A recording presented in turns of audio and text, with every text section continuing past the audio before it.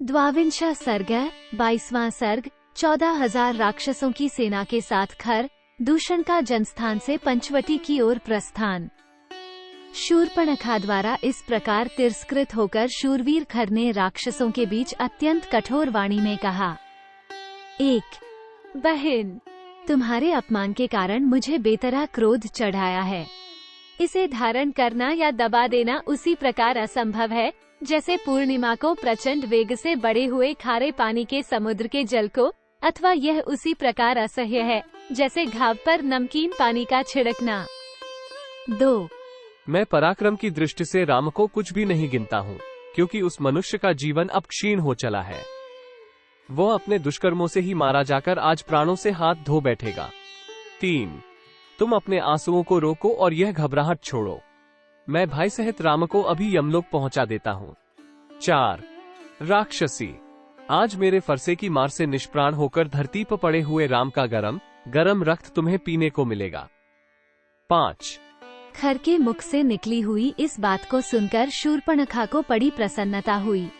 उसने मूर्खतावश राक्षसों में श्रेष्ठ भाई खर की पुनः भूरी प्रशंसा की।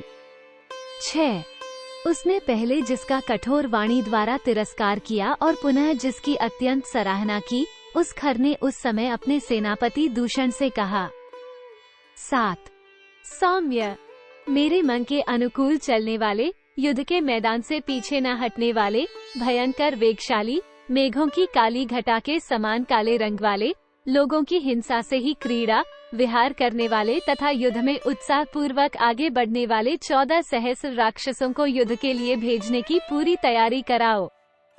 8-9 सौम्य सेनापते, तुम शीघ्र ही मेरा रथ भी यहाँ मंगवा लो। उस पर बहुत से धनुष, बाण, विचित्र खड्ग और नाना प्रकार की तीखी शक्तियों को भी रख दो। 10 रणकुशल वीर, मैं इस उद्दंड राम का वध करने के लिए महामनस्वी पुलस्त्यवंशी राक्षसों के आगे जाना चाहता हूँ। 11 उसके इस प्रकार आज्ञा देते ही एक सूर्य के समान प्रकाशमान और चितकबरे रंग के अच्छे घोड़ों से जुता हुआ विशाल रथ वहां आ गया। दूषण ने खर को इसकी सूचना दी। 12 वह रथ मेरु पर्वत के शिखर की भांति ऊंचा था। उसे तपाए हुए सोने के बने हुए साज बाज से सजाया गया था। उसके पहियों में सोना जड़ा हुआ था। उसका विस्तार बहुत बड़ा था। उस रथ के कुबर वैदुर्यमणि से जड़े गए थे। उसकी सजावट के लिए सोने के बने हुए मत्स्य, फूल, वृक्ष, पर्वत, चंद्रमा, सूर्य, मांगलिक पक्षियों के समुदाय तथा तारिकाओं से वह रथ सुशोभित हो रहा था। उस पर ध्वजा फहरा रही थी तथा रथ के भीतर खड्ग आदि अस्त्र शस्त्र रखे हुए थे। छोटी घंटियों अथवा सुंदर घुंघरूओं से सजे और उत्तम घोड़ों से जुते हुए उस रथ पर राक्षस राज खर उस समय आरूढ़ हुआ। अपनी बहन के अपमान का स्मरण करके उसके मन में बड़ा अमर्ष हो रहा था। 13-15 रथ, ढाल, अस्त्र, शस्त्र तथा ध्वज से संपन्न उस विशाल सेना की ओर देखकर खर और दूषण ने समस्त राक्षसों से कहा, निकलो, आगे बढ़ो। 16 कूच करने की आज्ञा प्राप्त होते ही भयंकर ढाल, अस्त्र, शस्त्र तथा ध्वजा से युक्त वो विशाल राक्षस सेना जोर से गर्जना करती हुई जनस्थान से बड़े वेग के साथ निकली। 17 सैनिकों के हाथ में मुदगर, पट्टिश, शूल, अत्यंत तीखे फरसे, खड्ग, चक्र और तोमर चमक उठे। शक्ति, भयंकर परिघ, विशाल धनुष, गदा, तलवार, मुसल तथा वज्र, 8 कोण वाले आयुध विशेष उन राक्षसों के हाथों में आकर बड़े भयानक दिखाई दे रहे थे। इन अस्त्र शस्त्रों से उपलक्षित और खर के मन की इच्छा के अनुसार चलने वाले अत्यंत भयंकर 14,000 राक्षस जनस्थान से युद्ध के लिए चले।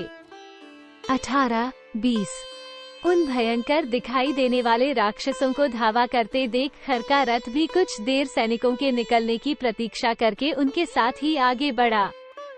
21 तदनंतर खर का अभिप्राय जानकर उसके सारथी ने तपाए हुए सोने के आभूषणों से विभूषित उन चितकबरे घोड़ों को हाँका। 22 उसके हाँकने पर शत्रुघाती खर का रथ शीघ्र ही अपने घर शब्द से संपूर्ण दिशाओं तथा उपदिशाओं को प्रतिध्वनित करने लगा। 23 उस समय खर का क्रोध बढ़ा हुआ था। उसका स्वर भी कठोर हो गया था। वो शत्रु के वध के लिए उतावला होकर यमराज के समान भयानक जान पड़ता था।